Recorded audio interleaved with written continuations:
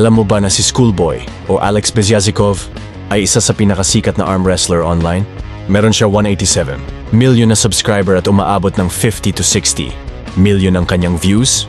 Naging viral siya dahil sa kanyang itsura na parang ordinaryong estudyante lang, nakasalamin, tahimik at hindi intimidating.